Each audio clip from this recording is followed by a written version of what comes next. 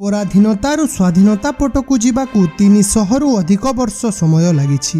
एई 300 वर्ष मध्य भारत देखी अनेक घटना दुर्घटना, सही अनेक अत्याचार, खाई बेतर पहाड़, बंधुकर गुली, सबू सही प्रतिवाद करिछि सत, हेले उग्र होइनी। हेले इतिहास रे एमिति भी घटना घटी जहाँ शांत भारत को अशांत हेबारे बाध्य करिछि। एमिति एक घटना ओडिशा रे घटिथिला।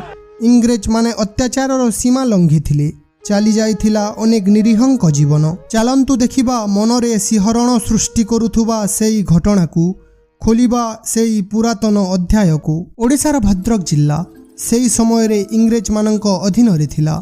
सेठारे अछि एक छोट गाँ। गाँटी आकार रे छोट, हेले ता इतिहास छोट नुहे, भारी विराट। चारिपटे रक्त रंजित हो जाइथिला गोटे छोट पड़िया। हाँ, मु ओडिशार जालियानवाला बाग नाम रे प्रसिद्ध इरम रो कथा कहूची। इंग्रेज रो गुली चालना रे चली जाइथिला अनेक निरीहंक जीवन। चलंतु घटनाटी कौन थिला देखिबा। 1942 मसीहार कथा। आरंभ हैला भारत छाड़ आंदोलन। गांधीजी आह्वान क्रमे सारा भारत माती उठिला एई आंदोलन रे। वीरमाटी ओडिशा केमिति पछरे रहिबो। ओडिशावासी मध्य सक्रिय भूमिका ग्रहण कले एई आंदोलन रे। भद्रक जिल्लार बासुदेवपुर रे भारत छाड़ आंदोलन तीव्रतर हैला। एई बासुदेवपुर पाखरे अछि एक छोट गाँ।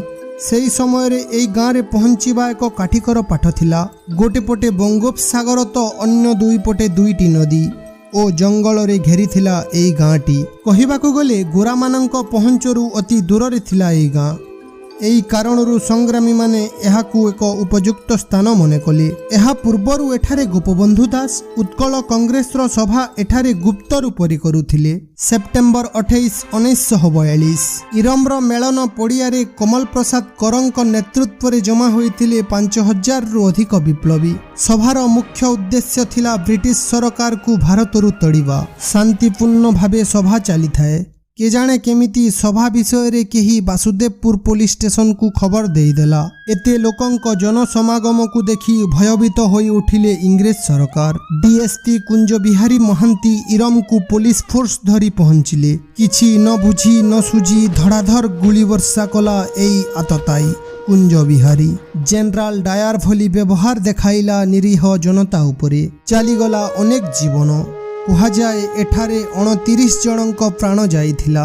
सेथिरे थिले जणे महिला परी बेवा। से थिले ओडिशार प्रथम महिला शहीद। घटनाटी घटितिला संध्या 6:30 रे। एई पड़ियार 3 पट बंद थिला।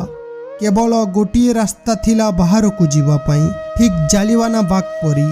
सेतिपाई एहाकू ओडिशार जालियानवाला बाग कुहाजाए। इरम रक्त तीर्थ नाम रे एबे बेस प्रसिद्धि लाभ करिछि। आपणक सह पुणी देखा हबो आगामी अध्याय रे। जय हिंद, जय भारत।